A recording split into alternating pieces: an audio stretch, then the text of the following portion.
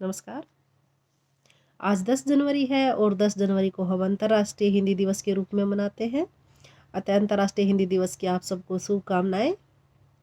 जब हम 10 जनवरी की बात करते हैं तो भारत ने इसे विश्व हिंदी दिवस घोषित किया हुआ है। 10 जनवरी 1975 को पहला हिंदी विश्व सम्मेलन नागपुर में हुआ। पूरे विश्व के लोग जहाँ पर इकट्ठे होकर एक दूसरे के सामने आए और इकट्ठा मिलने का मौका मिला। 1975 से जो परंपरा शुरू हुई थी उसका जो वैश्विक स्वरूप है और वैश्विक फलक है वो बहुत ज़्यादा बढ़ा है। उसी के फलस्वरूप विश्व के भिन्न भिन्न देशों में हिंदी की स्थिति बहुत ही मजबूत हुई है और वैश्विक स्तर पर न केवल भारतवंशी लोग बल्कि विदेश के भिन्न भिन्न विदेशों के लोग भी हिंदी से जुड़े हैं तथा शोध कार्य कर रहे हैं।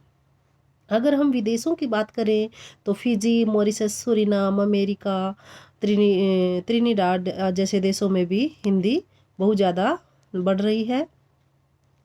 हिंदी का जो प्रसार है वो बहुत ज़्यादा मात्रा में बढ़ रहा है। अमेरिका में 67 विश्वविद्यालय में हिंदी पढ़ाई जाती है और चीन में 20 विश्वविद्यालय में हिंदी पढ़ाई जाती है और फिजी में तो 8वीं कक्षा तक है वो हिंदी को अनिवार्य रूप में पढ़ाया जाता है। फिजी में एक शांतिदूत हिंदी पत्र है जो 1935 से लगातार प्रकाशित हो रहा है।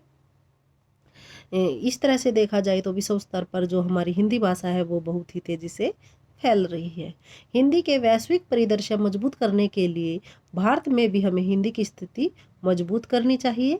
इसको हमें कविता, कहानी, उपन्यास के दायरे से निकालकर हिंदी साहित्य का एक व्यापक परिदृश्य के रूप में अपनानी चाहिए, जिसमें अर्थ, विज्ञान, न्याय, प्रशासन इन सब क्षेत्रों में हिंदी साहित्येतर वाङ्मय बनाना चाहिए और उसमें ज़्यादा से ज़्यादा रचना होनी चाहिए। तब भारत में हिंदी की स्थिति मजबूत होगी और वैश्विक स्तर पर भी हिंदी बहुत ही मजबूत होगी। निश्चित रूप से हिंदी विश्व भाषा बन गई है। भारत में उसे और ज़्यादा मजबूत करने की ज़रूरत है। हिंदी में साहित्येतर वाङ्मय ज़्यादा से ज़्यादा लिखा जाए। नई वैज्ञानिक और तकनीकी शब्दावली को विकसित किया जाए। विज्ञान और तकनीक से संबंधित साहित्य रचा जाए।